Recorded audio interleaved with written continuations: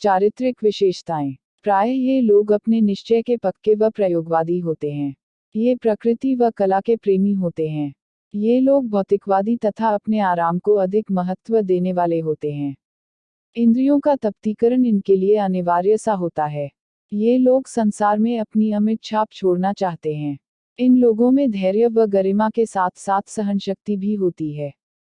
ये लोग किसी भी कार्य को कले में समय लेते हैं और उसे अच्छी तरह करते हैं, जिसका परिचय इनके ऑफिस के कार्य, घर अथवा बगीचे से मिलता है। ये लोग आसानी से बाहरी प्रभावों से परेशान नहीं होते हैं। ये लोग किसी भी परिवर्तन के प्रति कड़ा रुख रखते हैं। किसी तरह का परिवर्तन इन्हें पसंद नहीं होता है। प्रायः ये लोग इन परिवर्तनों के प्रति भी सहनशील होते हैं, पर यदि इनको परेशान किया जाए तो इनको बहुत अधिक गुस्सा आ जाता है और ये किसी ज्वालामुखी के समान खतरनाक हो सकते हैं। ये लोग अपनी ऊर्जा को बिना किसी योजना के व्यर्थ नहीं करते हैं और समय का सदुपयोग करना भली भांति जानते हैं। ये लोग धन के प्रेमी तो होते ही हैं, पर साथ ही साथ अच्छे भोजन व अच्छे मिष्ठान के शौकीन भी होते हैं। इन लोगों पर दिमाग की तुलना में हृदय का नियंत्रण होता है। प्रायः ये लोग कोई भी निर्णय लेने से पहले उसका गुणात्मक विश्लेषण कर लेते हैं। कोई भी व्यक्ति इन लोगों के द्वारा दिए गए परामर्श पर कार्य कर सकता है, क्योंकि इनका परामर्श निष्पक्ष तथा ईमानदारी से परिपूर्ण होता है। कूटनीतिज्ञता भी इन लोगों का एक गुण है।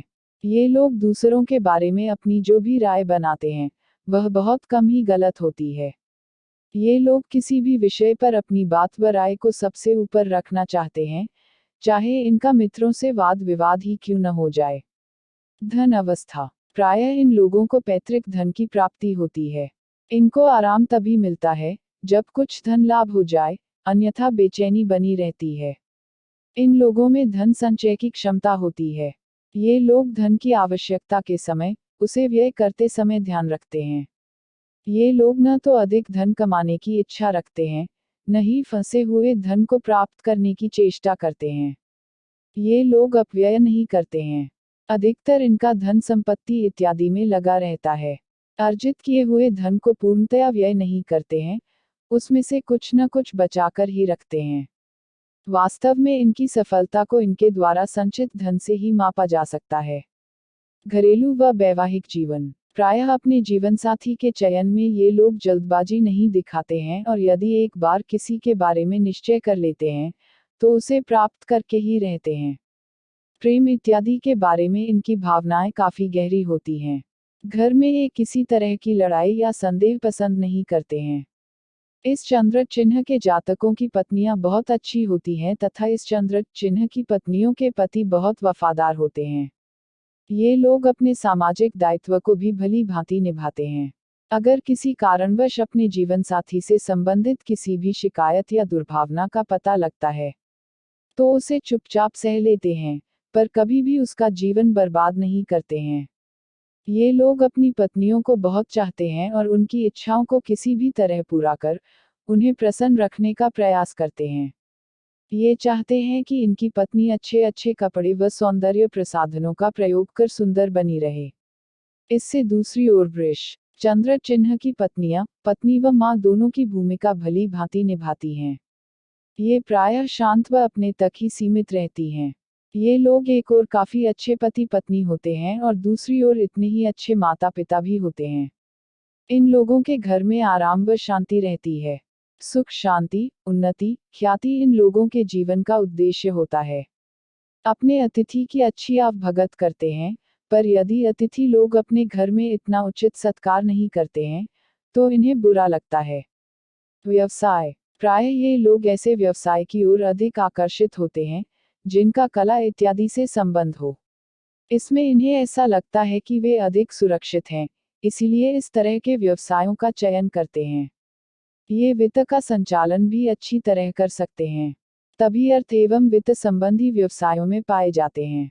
ये लोग डिजाइन अथवा निर्माण कार्यों में रुचि लेते हैं, क्योंकि अंततः एक ऐसी वस्तु सामने आती है जिसमें इनकी कला प्रेमिता की झलक दिखाई देती है।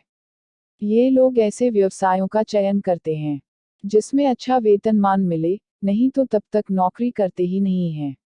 इनका सुख सुविधाओं संबंधी सामान, पेंटिंग, चमड़े के सामान इत्यादि से संबंधित व्यवसायों में रुझान रहता है, चाहे किसी भी व्यवसाय में ये लोग रहें। अपने कुशल प्रशासन व अनुशासन से अपने उच्चाधिकारी का मन जीत लेते हैं। यदि व्यवसाय में कोई भी जातक इनके साथ हो, तो उसे चाहिए कि अपनी नई नई कल्पनाओं को लेकर इनके पास न आए। आर्किटेक्ट, ड्राफ्टमैन, पेंटर, डिजाइनर, दर्जी, कार्टूनिस्ट आदि सभी इसी वर्ग में आते हैं। स्वास्थ्य। प्रायः इन जातकों को टॉसिल, डिफ्थीरिया, पायरिया, गले संबंधी बीमारियां, गैस्ट्रिक इत्यादि बीमारियां घेर लेती हैं। मुहासे इत्यादि इन्हें अक्सर हो जाते हैं। इनके स्वास्थ्य को सबसे अधिक खतरा तब हो जाता है जब ये अपने प्राकृतिक गुणों का बहुत अधिक प्रयोग करते हैं। अत्यधिक आराम करने के कारण इनका व्यायाम इत्यादि में भी ध्यान नहीं रहता है। प्राकृतिक सौंदर्य से प्रेम इनके अच्छे स्वास्थ्य का कारण होता है। जो लोग आलसविश सौंदर्य का आनंद नहीं ले पाते हैं, उन्हें चाहिए कि बागवानी इत्यादि करें या सुबह शाम टहला करें, जिससे वे अपने आप को प्राकृतिक सौंदर्य के बीच पाएंगे। प्रायः अधिक भोजन प्रेम होने से इनका वजन काफी बढ़ जाता है। इस मोटापे को कम करने के लिए इन्हें चाहिए कि ऐसे व्यायामों का चयन करें जिससे यह मोटापा कम किया जा सके। प्रायः इनमें से बहुत से जातक काफी स्वस्थ रहते हैं, जिन्हें कोई रोग इत्यादि परेशान नहीं करता है। जॉगिंग, गोल्फ, तैराकी अथवा नृत्य संबंधी व्यायाम विशेषतः लाभकर हैं। मानसिक तनाव को कम करने के लिए इनको संगीत, पेंटिंग तथा बागवानी आदि का सहारा लेना चाहिए। मित्रता। प्रायः इन लोगों की मित्रता बहुत लोगों से होती है। विपरीत लिंग के मित्र भी बहुतायत में होते हैं।